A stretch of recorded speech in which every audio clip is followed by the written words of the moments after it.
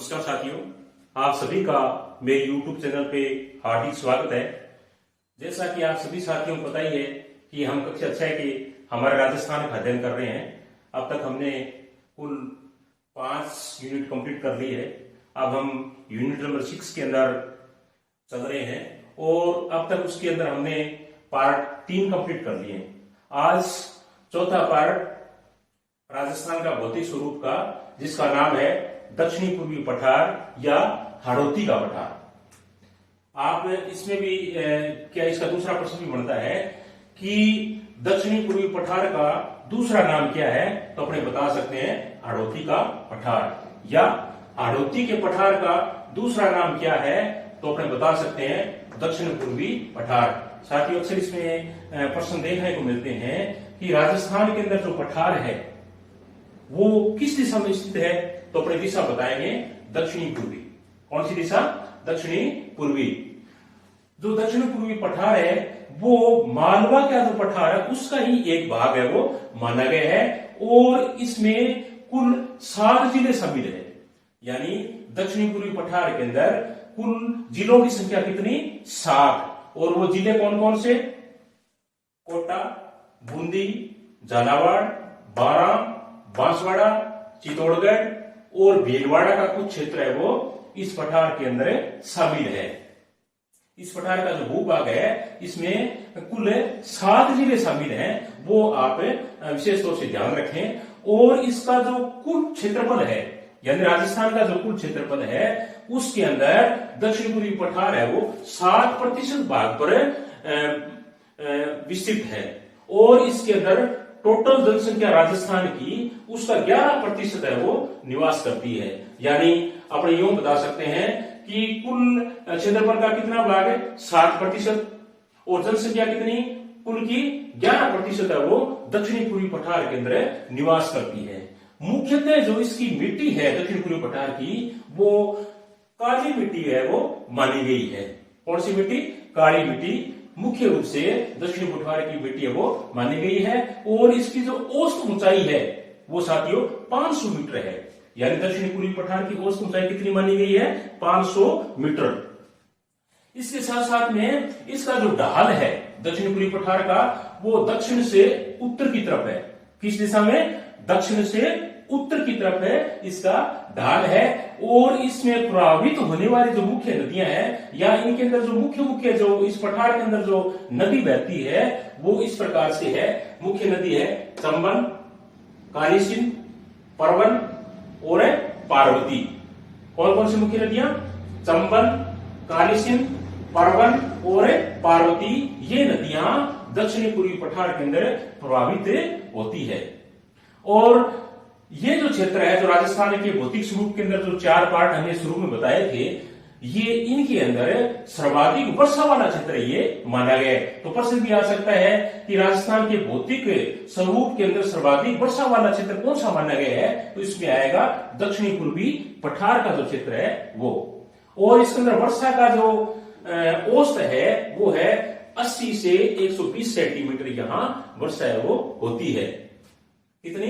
80 से 120 सेंटीमीटर वर्षा है वो दक्षिणी पूर्वी पठार के अंदर होती है। और राजस्थान के अंदर सर्वाधिक वर्षा वाला क्षेत्र या भूभाग है वो इसको माना गया है। साथियों, राजस्थान के जो प्रमुख पठार हैं उनमें मुख्य रूप से 3 या 4 पठार ही माने गए हैं, जिनमें अगर अपने सबसे इंपोर्टेंट पठार की हम बात करें तो उनमें नाम आता है उड़िया का पठार। कौन सा पठार है? उड़िया का पठार। ये राजस्थान का सबसे ऊंचा पठार है वो माना गया है। और ये जो गुरु शिखर है, सबसे ऊंची चोटी जिसकी 1722 मीटर ऊंचाई है, उससे नीचे स्थित है और सिरोही जिले में है। ये प्रश्न भी आता है कि राजस्थान का सबसे ऊंचा पठार कौन सा है, या राजस्थान के सबसे ऊंचे पठार का नाम बताइए, तो अपने क्या बताएंगे? उड़िया का पठार। और ये किस जिले में? ऐसे भी आ सकता है कि उड़िया का पठार राजस्थान के किस जिले में स्थित है, तो अपने किसका नाम लेंगे? सिरोही जिले का नाम लेंगे। उसके बाद में अगर पठार का नाम आता है तो वो है अब्बू का पठार। कौन सा? अब्बू का पठार। ये राजस्थान का दूसरा सबसे ऊंचा पठार है वो माना गया है, और ये भी सिरोही जिले के अंदर है। पहला पठार सबसे ऊंचा कौन सा? उड़िया का पठार। दूसरा सबसे ऊंचा पठार कौन सा? अब्बू का पठार, और तीसरा सबसे ऊंचा पठार है उसका नाम है बोरहाट का पठार। कौन सा? बोरहाट का पठार। ये गोकुंदा और कुंभलगढ़ के बीच के अंदर स्थित है। तीन मुख्य रूप से पठार हो गए, पहला उड़िया का पठार, दूसरा अब्बू का पठार और तीसरा बोरहाट का पठार। 1 2 3 की अपने उनको देना चाहे तो इस प्रकार के है कि हम इनको दे सकते हैं नाम। उड़िया का पठार और अब्बू का जो पठार है वो सिरोही जिले के अंदर स्थित है। किस जिले में? सिरोही जिले के अंदर। और बोरहाट का जो पठार है, जो राजस्थान का तीसरा सबसे बड़ा पठार माना जाता है, वो गोकुंदा और कुंभलगढ़ के बीच के अंदर स्थित है। साथियों, चित्तौड़गढ़ का जो किला है वो एक पठार के ऊपर स्थित है और उस पठार का नाम है मेसा पठार। कौन सा पठार है? मेसा पठार। प्रश्न भी बनता है कि चित्तौड़गढ़ का किला किस पठार पर स्थित है? मेसा पठार पर। या राजस्थान का वो महत्वपूर्ण किला कौन सा है जो मेसा पठार के ऊपर स्थित है? तो अपने किसका नाम बताएंगे? चित्तौड़गढ़ का किला। इसके साथ साथ में कुछ पहाड़ियां भी हैं और कुछ स्थानीय नाम भी उस क्षेत्र के अंदर अपने को मिलते हैं, क्योंकि ये सभी जितने भी प्रश्न साथियों हैं ये सारे परीक्षा उपयोगी प्रश्न माने गए हैं। और आप किसी भी एग्जाम को देख लेना, इनमें से आपको क्या है, कोई ना कोई प्रश्न है वो आपको जरूर उठा हुआ मिलेगा। भाकर। अब देखो साथियों, भाकर किसे कहते हैं? भाकर क्या है कि पूर्वी सिरोही क्षेत्र में अरावली की तीव्र ढाल वाली पहाड़ियों का स्थानीय नाम है, वो क्या है? भाकर। यानी सिरोही क्षेत्र के अंदर, पूर्वी सिरोही क्षेत्र के अंदर अरावली पर्वतमाला की जो तीव्र ढाल वाली जो पहाड़ियां हैं उनको स्थानीय लोग है वो भाकर कहते हैं। उसके बाद में नंबर आता है गिरवा का।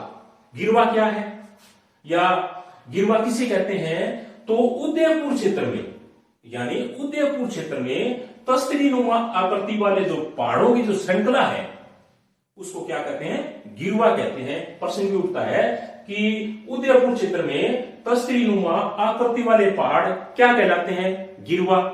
या गिरवा किसे कहते हैं? तो उदयपुर क्षेत्र में तस्तरीनुमा जो पहाड़ों की जो श्रृंखला है वो गिरवा कहलाती है। इसके साथ में आगे है 56 की पहाड़ियां। 56 की पहाड़ियां ये सिवाना जो बाड़मेर जिले में पड़ता है वहां गोलाकार पहाड़ियां हैं, यानी गोल आकृति की पहाड़ियां हैं। इनको स्थानीय लोग है वो 56 की पहाड़ियां कहते हैं। और वहीं पर भी नाकोड़ा पर्वत है वो स्थित है। प्रश्न भी आ सकता है, नाकोड़ा पर्वत कहाँ है? बाड़मेर जिले में। या 56 की पहाड़ियां कहाँ है? सिवाना बाड़मेर में। इस प्रकार अब नंबर आता है उपरमाल का, कि उपरमाल क्या है? उपरमाल देखो साथियों क्या है कि रियासत काल के अंदर मेवाड़ क्षेत्र के अंदर भैंसरूगढ़ से लेकर के बिजोलिया तक का जो पहाड़ी क्षेत्र था, पठारी जो क्षेत्र था, उसको क्या कहा गया है? उपरमाल कहा गया है। दोबारा देखिए, रियासत काल में मेवाड़ रियासत के अंदर भैंसरूगढ़ से लेकर के बिजोलिया तक का जो पठारी भाग था वो क्या कहलाता था? उपरमाल कहलाता था। इसके साथ में साथियों जोधपुर के अंदर जो मेहरानगढ़ का जो किला है वो एक पहाड़ी के ऊपर क्या स्थापित है और उस पहाड़ी का नाम है चिड़ियाटुंक पहाड़ी। प्रश्न भी कई बार देखने को मिलता है कि मेहरानगढ़ का किला किस पहाड़ी में स्थित है?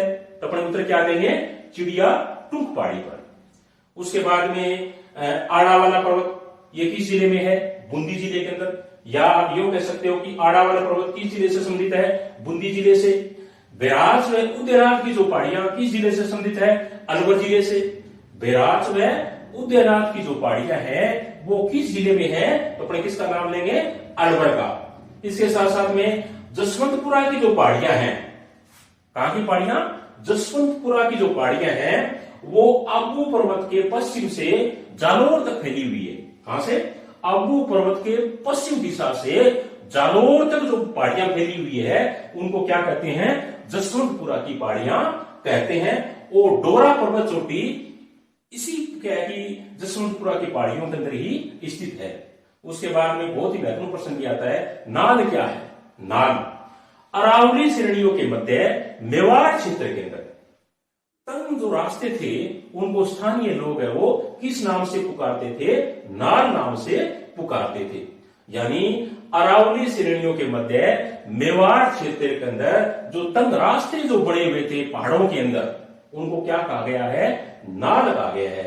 इसके साथ साथ मेरे साथियों, राजस्थान की 6 सबसे ऊंची पर्वत चोटियों के बारे में अपनी थोड़ी सी जानकारी लेते हैं। पेपर में अक्सर क्या है कि इनको देखने को मिलता है कि 1 नंबर वाली चोटी सबसे ऊंची कौन सी है, या राजस्थान की सबसे ऊंची चोटी का नाम बताइए, या कई बार ऐसे भी आ सकता है कि राजस्थान की तीसरी सबसे ऊंची चोटी का नाम बताइए, या राजस्थान की दूसरी सबसे ऊंची चोटी का नाम बताइए, या राजस्थान की चौथी सबसे ऊंची चोटी का नाम बताइए। मैंने यहाँ 6 सबसे ऊंची चोटियों का नाम दिया जो अरावली पर्वतमाला से संबंधित है। उनमें अपने एक एक करके देखते हैं। सबसे पहले राजस्थान की सबसे जो ऊंची चोटी है उसका नाम है गुरु शिखर।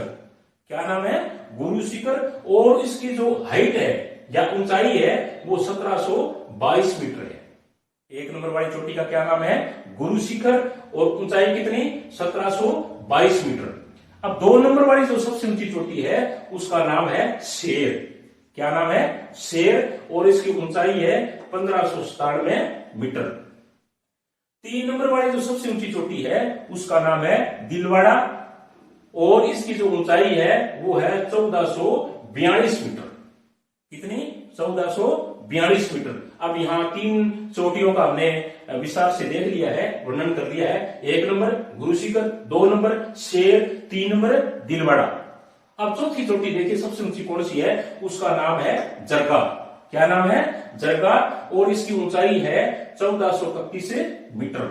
5वीं जो सबसे ऊंची चोटी है उसका नाम है अचलगढ़। क्या नाम है? अचलगढ़। और इसकी ऊंचाई है 1380 मीटर। 6ठी जो सबसे ऊंची चोटी है उसका नाम है अब्बू। क्या नाम बताया? अब्बू। और इसकी ऊंचाई है 1295 मीटर। अब हम दोबारा एक बार और देख लेते हैं राजस्थान की 6 सबसे ऊंची चोटियां। 1 नंबर गुरु शिखर, 2 नंबर शेर, 3 number Dilwara, 4 number जरगा, 5 number Achalgarh और 6 नंबर अब्बू। साथियों, आप वीडियो को पॉज करके ये जो मैंने बोर्ड पे जो नोट किए हैं, नोट से आप अपनी नोटबुक के अंदर इनको उतार सकते हो। ये आपके लिए बहुत काम की चीज है। और अक्सर क्या है कि राजस्थान से संबंधित जितने भी कंपटीशन होते हैं उनमें ये प्रश्न आपको देखने को मिलेंगे। इसके साथ ही सभी साथियों को नमस्कार।